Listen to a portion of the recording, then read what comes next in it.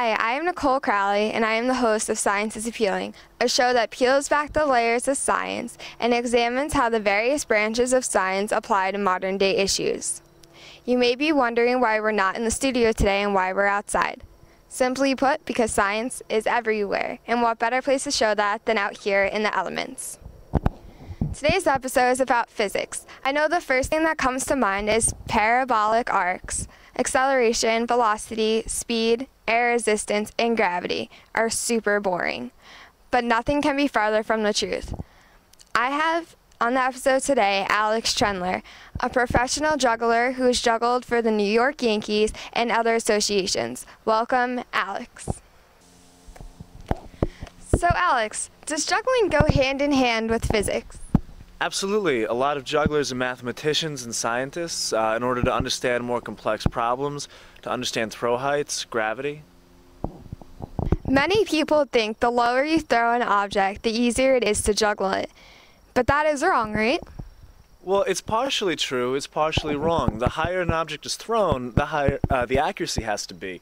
As soon as you throw an object very high, you have to make sure that you throw it very accurately or it's going to come down someplace completely different. But being that gravity is a constant, the higher you throw an object, the slower the pattern is going to be juggled, so you have more time to compensate for those mistakes. Does the mass of the objects matter? The mass of the objects matters very much. When you're juggling objects of different masses, for example the ball and two clubs, each throw must be compensated for so that the timing of the pattern remains consistent. So the law of physics helps you to become a better juggler? The law of physics helps you to become a better juggler and a more well-rounded human being. So you see, physics is fun and useful, but it is not just limited to juggling. It can also be seen in the construction of roller coasters and in helping address modern-day issues that face us today. This leads me to our guest. I'm Jeff Briggs from NASA Glenn Research Center in Cleveland, Ohio, and I'm an aerospace engineer working on the spaceflight program for NASA. We're here at Cedar Point Amusement Park in Sandusky, Ohio for Math and Science Week. This is when students from all over the Midwest come here to learn about some of the ways that math and science are used in everyday life, and they get to have some fun and ride the rides as well. I actually got to come here when I was in high school to go to Physics Day and ended up with a graduate degree in physics, so obviously they're doing something right. Amusement parks are a great place to learn about some of the ways that the equations you learn in the classroom are used in real life. For example, if you look at the power tower behind me here, some of the things the riders experience are microgravity and g-forces. These are things that engineers in the spaceflight program use every day in their jobs. So let's take a ride and find out for ourselves. Come on. So, here we are in the power tower. The power tower was built in 1998 for $10 million, and since it's been open, 15 million people have ridden it. I think it gives about 1 million rides every summer. So, the power tower is about 300 feet tall, and I'm going to be launched straight up at 50 miles an hour to a height of 240 feet. Thank you, sir. So, what we're going to experience in this ride is what's called g-forces.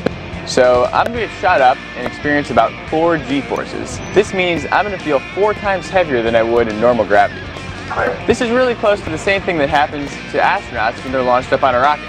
Except on the rocket launch, I think it's about 2 to 3 g-forces. So this is the same feeling as you get when you're in the car and someone hits the gas and you get pushed back in your seat. So I'm going to get slammed right down to my seat as soon as we get launched up. So, I think we're about ready to go. All right, here we go.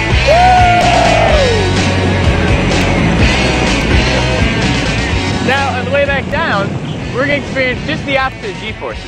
This is called microgravity, and you're going to feel lighter than you would under normal gravity. So when I got fallen down, I was falling down at the same rate as this ride and got launched out of my seat. This is the same thing that astronauts feel when they're up on the space station. Except in my case, I'm falling down toward the Earth, and astronauts in the space station are falling down around the Earth. And the astronauts are falling around at the same rate as the space station. So when you see astronauts on the space station, they're floating around in the air like they don't weigh anything, which is what happens in microgravity.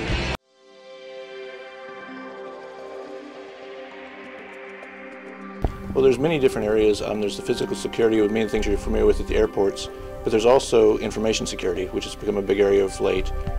So everyone's concerned about the information they send over the internet being taken by hackers, identity theft, and so forth. And physics has made a big step forward in this.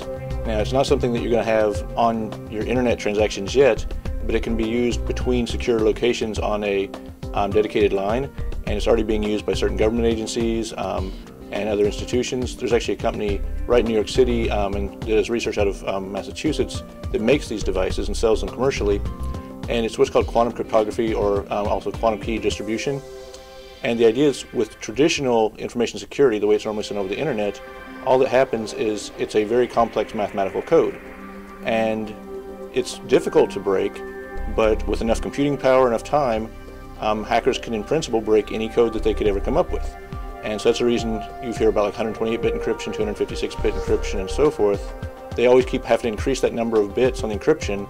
The more bits, the more secure it is. But that just means it takes that much longer and that much more computing power to eventually break the code. So, and it causes more overhead and everything else. And it's never 100% secure. In principle, quantum cryptography is 100% secure because it's based on these particles of light going through there that if they're taken, you can tell they're taken, and then the code is broken and you don't actually end up sending the information at all. So it's a great, and like I say, in principle, completely secure thing. Now, some people are talking about, can you break this? Is it really completely secure? It comes down to how robust you want your system to be. So if you're allowing your system to have some losses, which makes it faster and be able to send things over longer distances, then you can have things get stolen, because you can confuse this hacking with losses. But if you really require your system to have no losses and expect any losses to actually be some sort of a hacking potentially, then it truly is 100% secure by anything that everyone's shown so far. Now, of course, it has some limitations. Currently, you can only send it about 60 miles without a repeater station, and it has to have its own dedicated line. But if system infrastructure is put into place, this could be spread to where right now, like I said, it's only used primarily by government agencies. And I saw an article, I don't have verification of this, but there was an article on Fox News, I think it was, that I saw where they said that the World Cup was going to be using this last summer. So it is becoming more widespread. It is commercially available products, and these things are being put into place. Now, hopefully in the future, things will change. Right now, when you do a purchase on Amazon or something like that, you would love your banking information to be completely secure. Right now, we're still depending on traditional encryption, but this could change over time. So it's something that comes in the future. It's here now. It's something that's been developed over the last 10, 15 years, and it's now a thing of reality.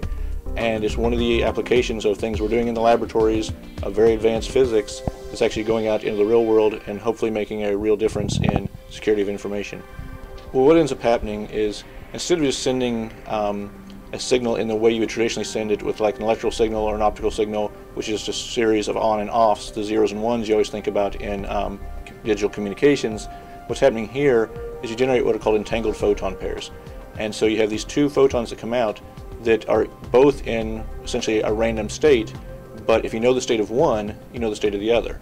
So the way this works is you basically interact your signal with one of these random photons, send it to the place you want your information to go, then they make a measurement, you make a measurement on your other, and from that then you can send them the information to decode what they received. But again, since these are coming out as individual little particles of light, if someone grabs one and tries to read the information, then you know that they've done that. And one of the limitations of quantum physics is there's no way for them to grab that particle, determine exactly what state it was in, reproduce that and send it back on. If they try to do that, they can only find out part of the information, so when they send it forward, there's always going to be some error in what they're doing. In fact, it's been shown that it can reduce all the way down to the same as if they guessed what was there. So that's really the reason why it's completely secure, is with a traditional signal, you can always just steal part of that signal. You really can copy it in like the sense of like anything else. You could record part of the signal and work on it for as long as you want. With this, if you grab it, you grab the whole thing, and if you send it then back on, you're going to send on something that's an error, and they'll be able to tell it's an error.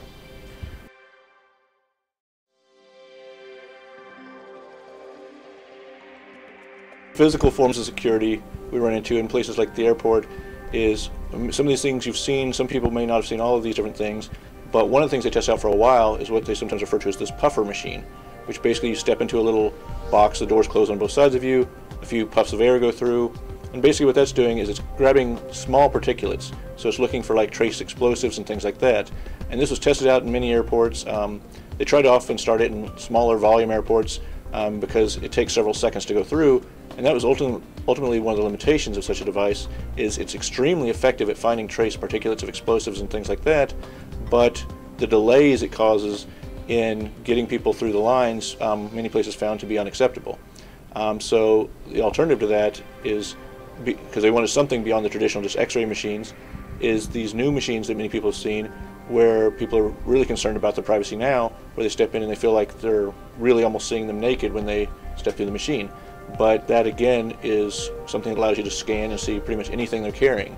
So with anything in security, especially the physical security in this sense, there's always going to be a trade-off between the security and other things. And those other things in this case can be the issues of privacy, it can be the issues of time and convenience, and also the issues of cost, because the cost to have this infrastructure put into place. So there's always going to be that trade-off of how much security people want.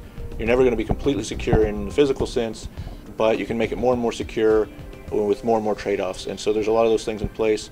Additionally, in the things that are behind the scenes you don't necessarily see, so like at both airports as well as ports and other places, they have a lot of devices now designed to try to detect these particulates as well as other types of explosive, other types of materials. There's also work being done on little sensors that, in principle, what they'd like to do to make it where there'd be almost like for radiation detectors, but for particles, where you clip these things on like a soldier in the field or a worker in a building that's possibly going to be under some sort of a threat, and it can very quickly detect trace amounts of some of these things that might be released, like anthrax or something else, and very quickly give them a signal that there's an issue here, and get out before it gets dangerous. And this is involving, again, a lot of work in optics, and it actually combines many fields, because you have to have things from biology and chemistry combined with things of physics to all work together to make these. And the principles and the ideas of this are working very well, and it's just a question now of getting it to the final stages. But there's many areas in which physics is looking at this, so it goes well beyond what many people would think about's out there. But it's continually, because I know often there's the criticism that the government spends a lot of money on military research, but in reality a lot of the money that's funded through those things aren't, in fact only a small fraction, I would say, for most of the scientific research is related to actually a weapon type of thing. It's more generally related to things related to information security, to personal security, to other things like this, because that's where the really high-tech things are these days, and so there's a lot of work being done in those areas. Well, physics is a very broad area, and one of the things that I always tell students with an undergraduate education in physics particularly is that it's really training you to think in a different way and to really break problems down and become an analytical problem solver. That's the sort of skills you really come out of it with. To do physics in the sense most people generally think of physics, you're generally talking about someone who's got a PhD in that area. But there's many people who get undergraduate degrees in physics who can go on to many things. The majority of our students actually go on into engineering because it really helps with those sort of analytic problem solving skills.